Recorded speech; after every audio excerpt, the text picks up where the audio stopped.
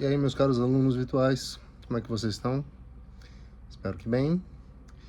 E nós vamos à sequência hoje com a nossa aula 3, tá?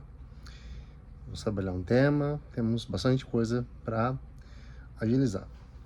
Essa é uma aula concentrada num aspecto muito importante do trabalho com redação, tá? Que para quem faz cursinho, para quem está no terceirão, muitas vezes é um passo que ele é pulado, tendo em vista que a parte teórica, né, de produção de texto não é tão valorizada. E isso se justifica, em alguns casos, quando há o plantão individual, em que você sempre corrige a sua redação, né, ou tem a redação corrigida pelo professor na sua frente, e então ele pode explicar os tópicos em que você tem um pouco mais de dificuldade. Mas como essa aula é uma aula gratuita e aberta e qualquer um pode assistir, então não posso eu, né, me dar o luxo de pular essas etapas. Uma grande dificuldade que, com a experiência de avaliador de 2006 até agora, tá? VUNESP, Unicamp, Enem, por essa experiência eu percebo que a compreensão do tema, tá, como um conjunto, é ainda uma espécie de calcanhar de Aquiles, é um ponto fraco, tá? Tendo em vista o seguinte: quando nós damos aula de redação, né, para um grupo muito grande, nós fazemos a leitura do tema e já tiramos armadilhas. Em cursinhos pré-vestibular, é muito raro onde haja simulado de redação. Então, inevitavelmente, tá? Só pôr no modo avião para a gente não ser incomodado. Tá? Então, inevitavelmente, o que acaba acontecendo é que, ao longo de um ano todo, quem interpretou o tema para você foi, na verdade, o seu professor, a sua professora ou um monitor. Isso, né, cria uma zoninha de conforto. E é isso que a gente vai, né, dirimir hoje, ok? Então, eu vou exemplificar uma metodologia que não se pretende ser uma metodologia milagrosa, tá? Porque não há metodologia milagrosa, acreditem em mim, tá? Ok? E vou exemplificar a partir de um tema do Enem, tá? Lembrando que quando essa aula estiver disponível, vai ter um link para o Google Drive com a aula, tá? Vocês podem entrar lá, pegar a aula, pegar o tema, pegar os textos de apoio. Eu vou tentar dinamizar aqui, contando com a sua astúcia de pegar o material, tá? Talvez imprimir, talvez, né, deixá-la no seu computador, ver a aula no celular ou vice-versa. Ou então você deixa, né, a janela da aula aberta, deixa uma janela do Word, ou na verdade vai ser PDF, né, de visualização aberta, e tá tudo bem, ok? Eu, particularmente, sou o homem do papel, né? Adoro papel. A natureza que me perdoe. Então, para mim tem que ser assim, ok? Bom, nessa aula, a gente vai exemplificar esse passo a passo com um tema Enem, tá? Então, vamos pensar, tá? Eu posso colocar como o núcleo do tema, tá? Na verdade, eu gostaria que vocês conseguissem visualizar, né? Imagina se vocês quebrassem um ovo na frigideira, sabe? A gema é o núcleo, tá? É o mais importante, mas o conjunto todo, com a clara à volta, é o que se chama de assunto. Então, emprego é assunto, saúde é assunto, desigualdades é um grande assunto, tá? Que podem ser sociais, podem ser intelectuais, tá? Podem ser, né, de segurança. Cidadania é um assunto, meio ambiente é um assunto, temos muitos assuntos, tá, no nosso universo. A gema, ela vai ser aquele núcleozinho que contém o que exatamente a banca espera que a gente compreenda como tema de redação, tá? Então, por exemplo, vamos supor que nós tivéssemos como o tema, vou pegar um tema do Enem, tá? Registro civil e cidadania no Brasil, que foi um tema considerado por muitos um tema difícil, tá? Embora, veja, quem conclui o ensino médio, né, se torna um cidadão apto, né, a exercer atividades laborais, né, emprego, casar, né? Não que precise concluir o Enem para tudo isso, mas geralmente coincide com a idade, né? Então, se ninguém teve problemas de retenção, né, de não progredir exatamente um ano por vez, aos 18 anos já concluiu o ensino médio.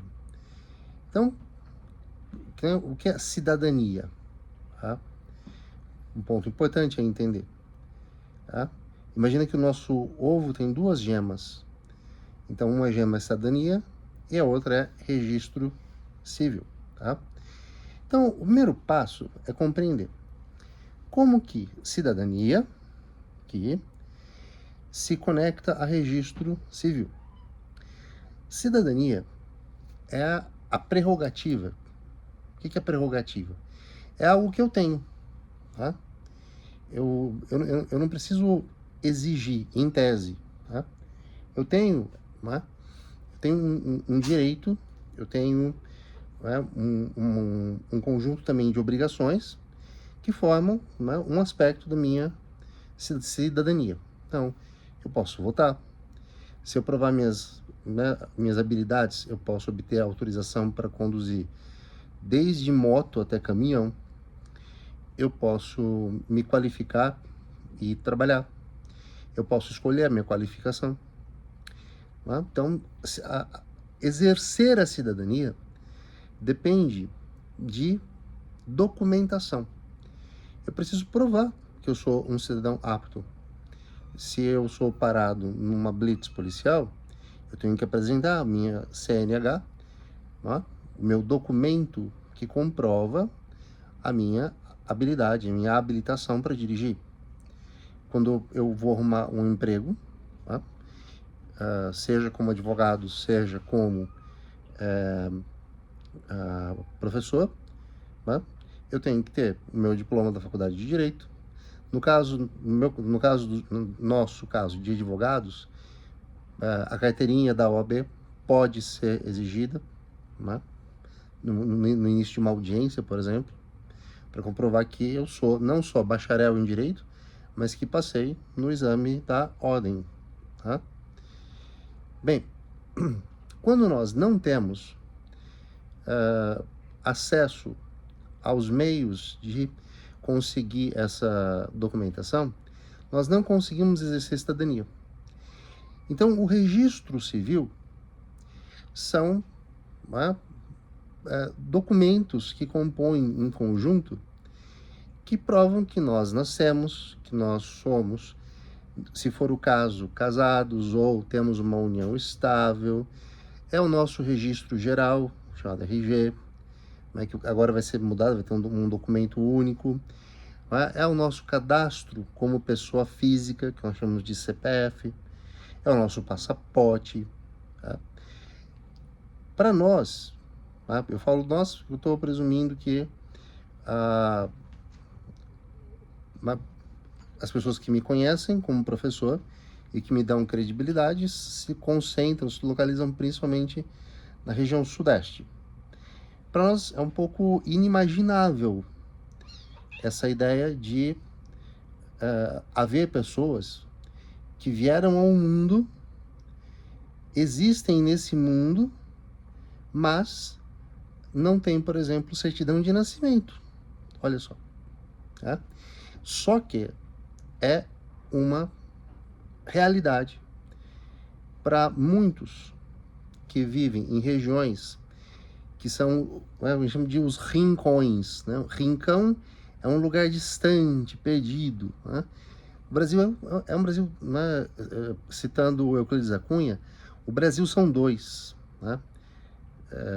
Ou fazendo uma analogia com o que hoje se estuda da China, existe a China e a China profunda, ou a China de dentro. Então, é uma realidade, mas não se limita a isso, tá? Nós temos bolsões de desigualdade social no espaço urbano que são ocupados por pessoas que podem já um dia, né, terem sido registradas, mas que hoje não são. Não é que não são, perderam essa documentação.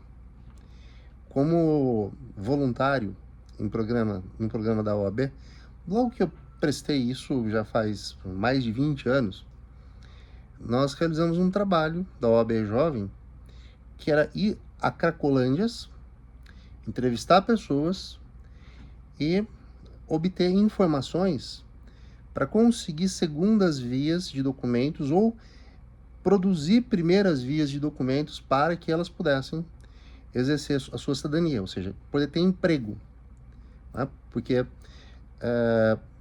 internações, ação policial, dispersão, né? Cercar áreas para que não haja aquela aglomeração, prender os traficantes, tudo isso pode ser válido, mas é tratar o problema não na base, né? E é um tratamento emergencial, um tratamento de curto prazo, e que não tem, ao meu ver, né? E eu falo ao meu ver com base não apenas em achismo, mas em, assim, ter trabalhado com isso não apenas uma única vez, tá? É ver que as coisas voltam e quando não, né, raro, voltam pioradas em relação ao que era antes. Então, é preciso dar uma motivação a essas pessoas, né? Acho que uma coisa muito bonitinha sobre isso é a história de Bob, o gato, que é a história contada por um homem que era um viciado recorrente em heroína na Inglaterra. Na Inglaterra, o que foi o crack aqui foi a heroína lá, embora eles ainda enfrentem o problema. Não tanto quanto já enfrentaram no passado, mas eu diria que ainda é muito preocupante. E esse indivíduo, ele saía da internação e entrava para um programa que existe lá até hoje, que dá acesso a um apartamentinho bem pequenininho, roupas, uma medicação, então tem um medicamento para que ajuda a lidar com o vício, e um aparato social, então ganha um aparelho celular, passa por uma espécie de triagem para ver onde pode trabalhar ou não, e esse sujeito era músico. Acho não, ele é ainda, ele está vivo. E numa dessas, né, saídas de interação, ele não estava assim muito crente que iria conseguir se manter sóbrio. Ele encontrou um gatinho amarelo e esse gatinho ele cuidou do gatinho no apartamento, e quando ele começou a sair para tocar, acho que se não me engano, saxofone nas ruas, ele ficava com pena de deixar o gato. Então ele punha o gato no ombro e o gato ficava. Ele comprou um cachecolzinho pro gato. E quando ele parava numa esquina, ele colocava o gato em cima ali da caixinha, do case do saxofone, e as pessoas davam dinheiro. E muitas delas, mais pela simpatia pelo gato do que propriamente como vou dizer, pelo talento musical do rapaz. Mas por que eu fiz esse comentário? Porque, de alguma forma, o gato entrou na vida do indivíduo como uma motivação para ele não voltar a se drogar. Se nós queremos combater o abuso, o uso de entorpecentes, é preciso estar as pessoas, né, em condições críticas, motivações para que elas não voltem. E não apenas, né, tirar delas o acesso à substância, mas depois, né, voltando, vamos dizer assim, tendo alta do tratamento, elas continuam, né, sem motivação para viver. Esse é o ponto que eu quis colocar com o caso do gato. Bom, então vamos compreender esse tema. Qualquer tema social, e os temas, né, podem ser temas sociais e temas de natureza mais filosófica, tá? Eu vou dar um exemplo hoje, lendo uma redação aqui junto com vocês, ok? Então vamos lá.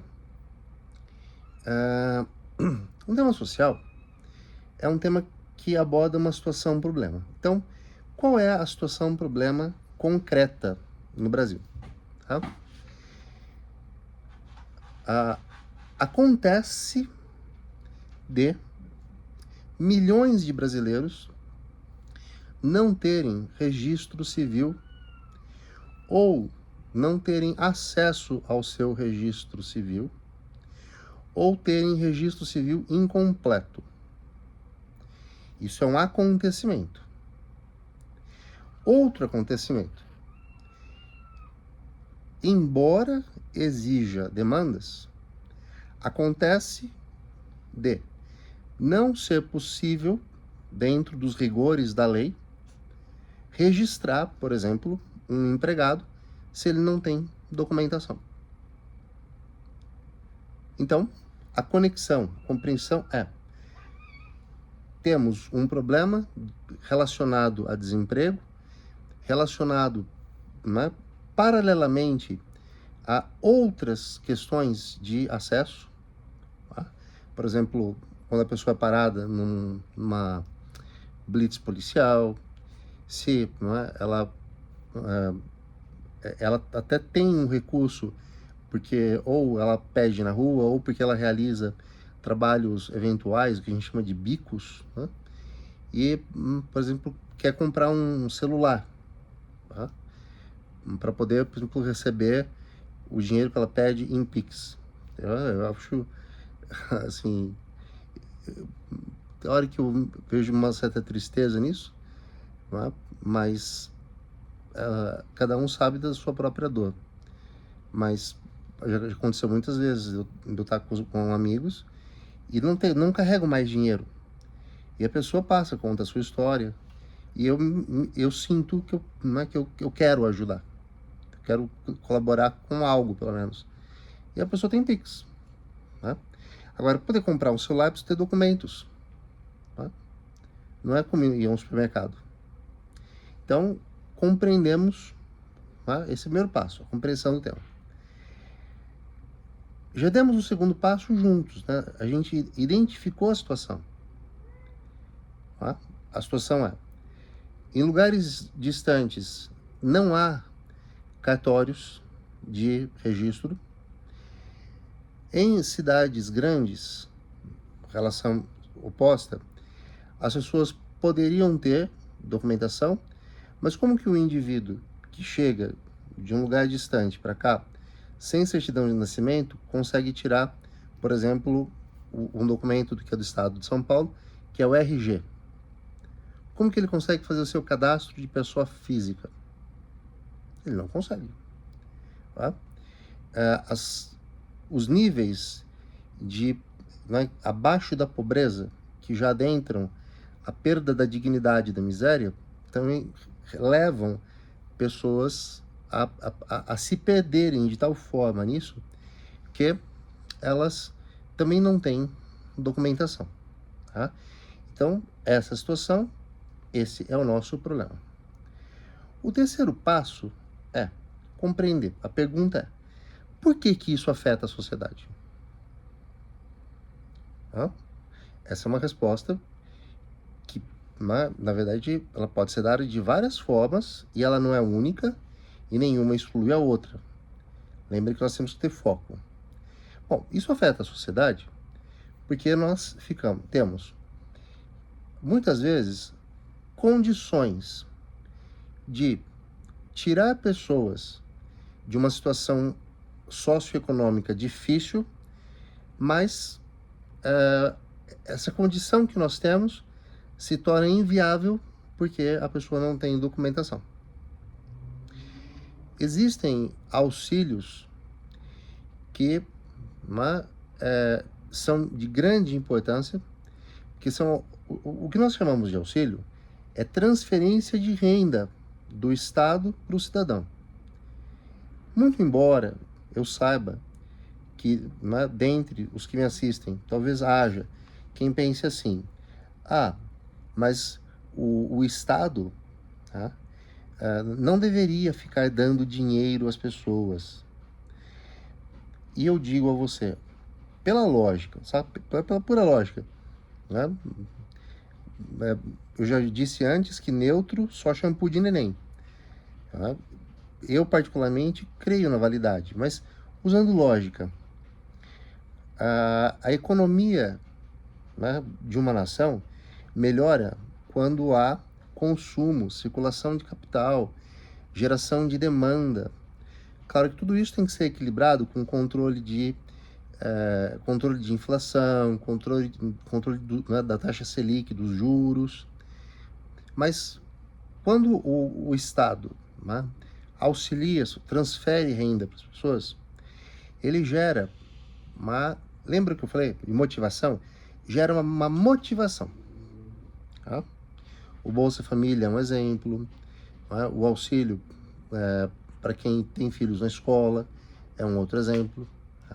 Isso mobiliza a sociedade a comportar-se melhor do que se comportaria se esse auxílio não existisse.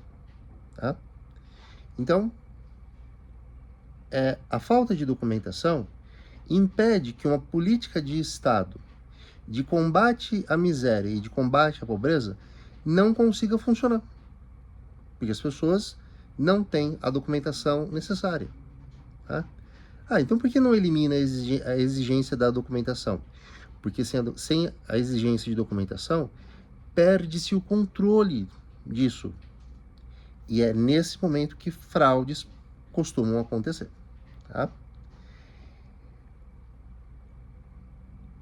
A nossa redação não é nenhum tipo de fórmula mágica, não é a solução de problemas. Mas nós podemos antever que o problema se encontra num nível do agora. E que se nada for feito, esse problema pode se tornar ainda pior.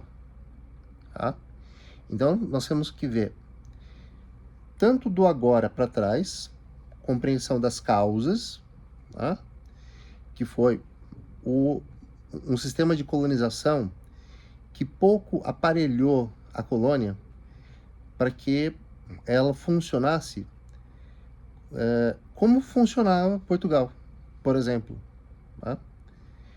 As dimensões ajudaram muito a dificultar isso, é lógico, mas é só lá no século XIX que começa uma preocupação mais intensificada em criar um Brasil melhor.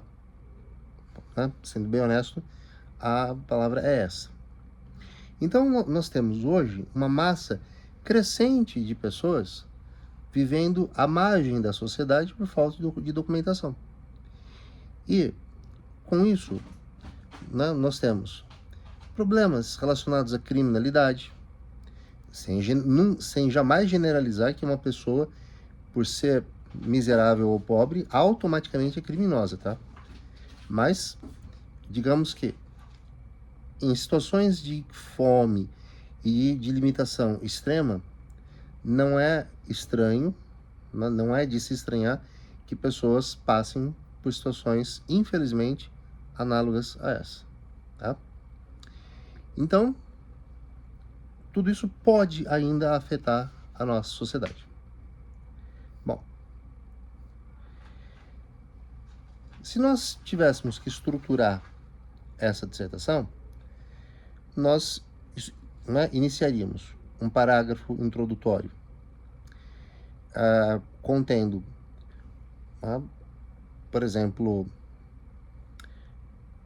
se a gente cita um historiador sociólogo como José Murilo de Carvalho, com a obra Os Bestializados, que é quase a mesma coisa, tem quase o mesmo efeito de citar o Cortiço do Aloysio Azevedo. Um é dado histórico, um é dado literário, mas ambos repertórios interessantes. Em Os Bestializados, o José Murilo de Carvalho faz um raio-x muito interessante sobre o nível de animalização do indivíduo, bestializado é isso, de desumanização, ou uma palavra que deu uma subidinha, mas de vez em quando ou outra ela aparece em alguma apostila por aí, que é reificação, que é a mesma coisa que coisificação.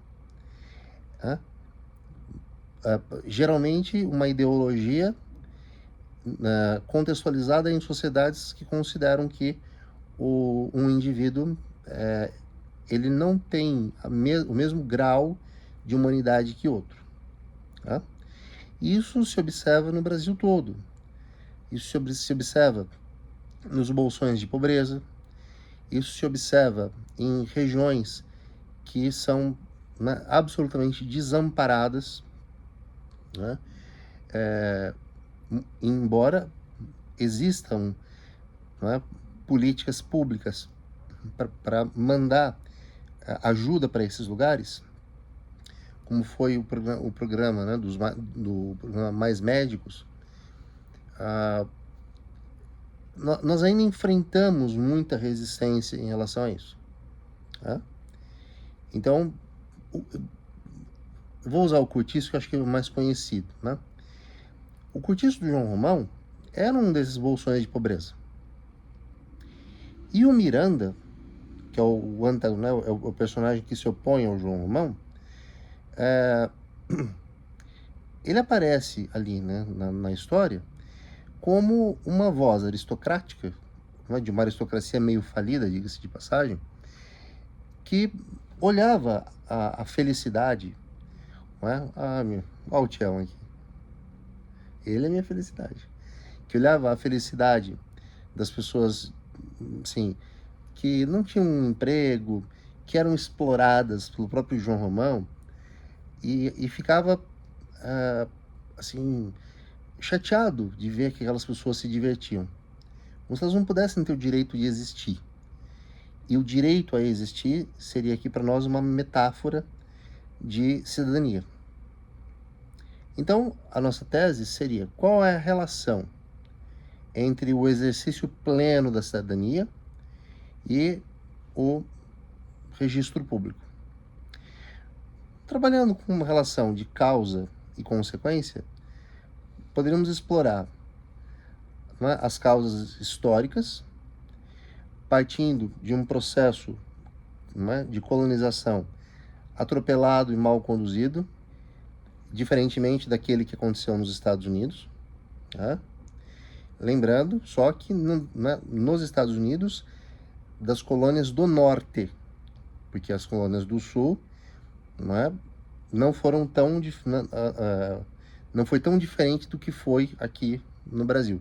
Eram colônias de exploração também.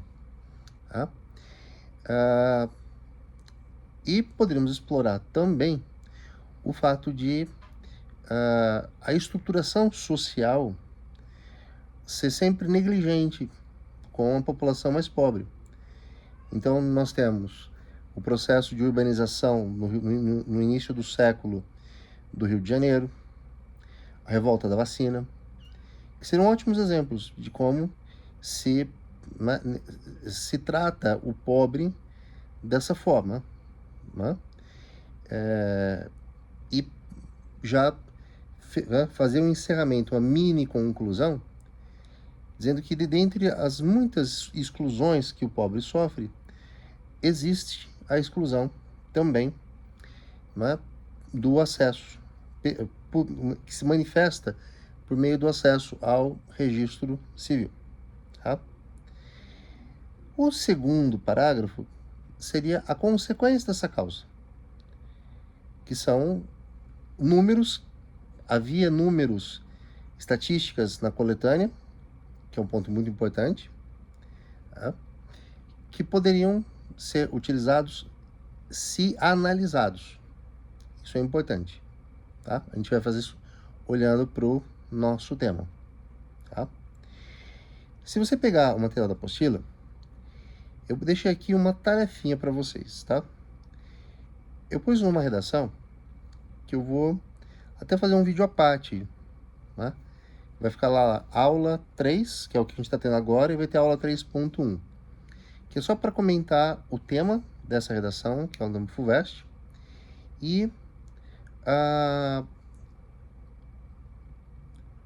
ler o que é provavelmente a redação mais, digamos, criativa que eu já li. Tá? Vamos passar a nossa proposta. Essa aula ficou longa. O nosso tema é: a liberdade de expressão é um direito irrestrito? Essa é uma pergunta.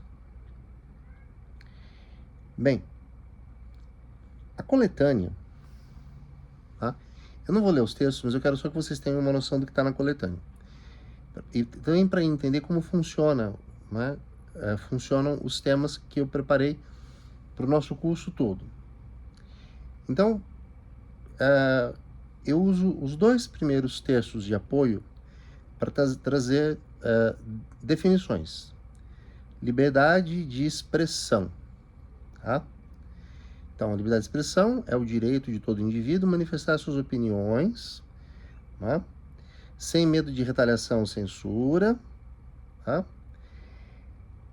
Contudo, esse direito pode ser limitado por questões como a proteção de outros direitos fundamentais, tais quais dignidade e a segurança, né, do outro. Então, aqui já se responde um pouco a pergunta. Tá? Não é um direito irrestrito. Tá? Não é. O texto 2 fala de liberdade de expressão no Brasil. Ou seja, aqui é um dado a ser utilizado. Vamos rapidamente entender o papel da nossa Constituição. A nossa Constituição, a chamada Constituição Cidadã, é tida como ou a mais moderna do planeta todo, ou a segunda, ficando atrás da de Portugal, que serviu de molde para a nossa. Mas por que a nossa Constituição é tão valorizada? Bom, primeiro, porque ela surge num momento de redemocratização. Segundo, porque é uma Constituição programática. Quando ela foi criada foi promulgada em 1988, né? Lembrem que o Brasil é redemocratizado em 85, aí é convocada a Assembleia Constituinte, que vai ser, né, deputados, senadores, que vão trabalhar para formular essa Constituição, tá? E ela entra em vigor em 88. Então, ela tem a chance de ser uma Constituição que dê uma cara jovem, né, à democracia, alinhada com princípios, né, pós Segunda Guerra Mundial, pós, né, de certo modo, já com um olhar para fora da Guerra Fria. Tá? Há muitas razões. Mas o Brasil não estava aparelhado para garantir todos aqueles direitos. Então, é uma Constituição que tem que ser olhada da seguinte forma. Ela traz prerrogativas que nós olhamos e falamos, mas isso aqui, né, isso aqui não dá para fazer, vai demorar. Vai, mas nós não podemos perder o norte da bússola nesse sentido. Tá? Nós tivemos muitas constituições no Brasil. 1824, 1891, 1937, 1946, 1967 e a nossa. 6 constituições. E cada qual das anteriores feita com base nos interesses do grupo majoritário, do grupo dominante, não só no setor econômico, mas também no setor político. Tá? Então, parece que essa é uma Constituição que funciona bem melhor. Citá-la é sempre muito interessante. E o artigo 5º, quem quiser, anote bem aí. O artigo 5º é a nossa Declaração Brasileira dos Direitos Humanos. Tem mais de 60 incisos. E ela tem lá, no inciso 9º, tá? Que diz assim, no Brasil, a Constituição Federal de 88 assegura a liberdade de expressão como um direito fundamental. No entanto, é vedado o anonimato e a lei prevê limites, como em casos de incitação à violência, discurso de ódio e crimes contra a honra. Aí vocês veem a conexão com o momento que nós estamos vivendo. Tá? Nos expressarmos para defender valores elevados, valores que não se alinham com pôr em risco a vida de ninguém, que não são ofensivos a ninguém, podem desagradar certos grupos, mas não são algo que os afete. Então, é resguardado esse breque contra a liberdade irrestrita. Depois, tem lá o argumento em favor a uma liberdade irrestrita, tá? Que é isso, é uma citação do John Stuart Mill, e eu foco num trechinho. Todas as opiniões, mesmo aquelas consideradas ofensivas ou impopulares, devem ser protegidas, pois a democracia se fortalece no confronto de ideias divergentes. É um ponto interessante, mas aplicado, o embate de ideias deve ser aplicado de uma forma controlada. Não é? Então, existem situações que são excepcionais. Existem certos contextos em que o pensamento deve ser ouvido, a ideia deve ser ouvida, porém não amplamente difundida, certo? Se alguém, vamos imaginar, não existe casamento gay no Brasil, existe a garantia de se documentar uma união estável, análoga ao casamento, mas não exatamente igual à legislação que existe já em outros países. Então, vamos imaginar que isso vá para um debate no plenário da Câmara dos Deputados lá em Brasília. E existe uma ala conservadora que diz lá, olha, o líder do partido diz que o voto do partido deve ser um voto pelo não. Tá? Não aprovamos o projeto de lei para o casamento gay, porque acreditamos que a homossexualidade é um problema. Bom, isso é dito num ambiente de debates. Os debates devem acontecer lá. Agora, esse mesmo indivíduo, em canais de comunicação de massa, né, se dirigindo a milhões de brasileiros, pode dar margem a entendimentos, por exemplo, de que um proprietário de um imóvel se acha no direito de recusar-se a alugar aquele imóvel a um casal de 2 homens ou de 2 mulheres. Né? Então isso tem que ser lido com certo cuidado. E lembrem, é possível ter teses opostas. Todo tema bem feitinho, e eu me esforcei bastante para fazer bem esse tema, pode ter, né, dois lados. Tá? Acho interessante, às vezes, não para o Enem, mas fazer, né, a bilateralidade. Quer dizer, por um lado, né, muitos consideram que deve ser restrito, por outro lado, né, é preciso, né, pensar que restringir pode empobrecer o debate, por exemplo. Tá? E depois nós temos o infográfico, informando que 85% dos países garantem a liberdade de expressão em suas constituições, 43% das democracias têm restrições específicas para discurso de ódio, entre elas a brasileira, né? Mas não é, por exemplo, o caso dos Estados Unidos, que tem a mesma Constituição já, né? Ela é de 1778, a Constituição da Virgínia, e sofreu pouquíssimas emendas. No Brasil, o número de processos relacionados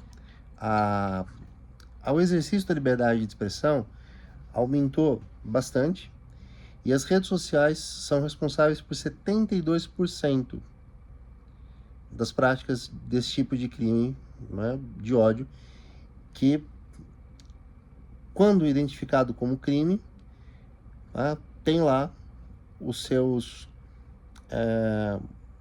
os acusados ou suspeitos de terem cometido crime de ódio, defendendo-se, dizendo, não, mas isso aqui é só eu tô exercendo a minha liberdade de expressão. Eu posso dizer que eu não gosto dos gays, que eu não gosto dos negros. Tá? Mas no ordenamento jurídico brasileiro, há consequências para isso. Tá? Bom, aí vocês vão encontrar uma explicação do tema. Eu pus, né, um conjunto de dicas para vocês. Né? O próprio John Stuart Mill, né? A queda do muro de Berlim, né? Que é um fato histórico bastante interessante para entender que foi necessário criar um muro físico para separar pessoas que tinham liberdade de expressão daquelas que não tinham. Né? Para a gente ver que não ter liberdade de expressão não vamos dizer assim, censurar a liberdade de expressão não é ter garantias de que as pessoas não podem falar abertamente e restritamente de forma racista, homofóbica, odiosa. O autoritarismo da União Soviética, isso era censura, isso era, né, uma poda da liberdade de expressão, diferentemente do que havia no lado ocidental de Berlim. Tá?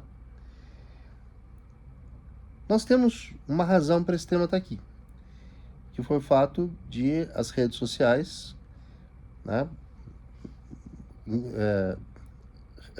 Facebook, Instagram, o X do Elon Musk, declararem que não terão mais uma espécie de filtragem de conteúdo. E isso pode ser, né, vir a ser um problema muito grande se for tratado no longo prazo de uma forma, digamos assim, omissa. Bom, li o tema com vocês. Então vamos fazer esse exercício. Qual é, em suma, quer dizer, em resumo, o problema que nós temos? Nós somos hoje uma sociedade de circulação de informações, de ideias e de opiniões. Televisão, rádio, jornais, a mídia convencional, ela não só é restrita pela Constituição, como também pela lei de imprensa. Então, quando ocorre, né, uma disseminação, por exemplo, numa época de campanha, um debate político, as emissoras têm responsabilidade de resguardar a integridade da população. Eu vou dar um exemplo. Vocês talvez se lembrem, numa edição do Big Brother, de um sujeito chamado Marcelo Dourado. E ele falou abertamente que não tinha medo de contrair o vírus HIV, porque só gays contraíam o vírus HIV. E ele estava ali conversando na beira da piscina, algumas pessoas discordaram dele, e ele falou assim, é o que eu acho, é o que eu penso, eu tenho o direito de falar.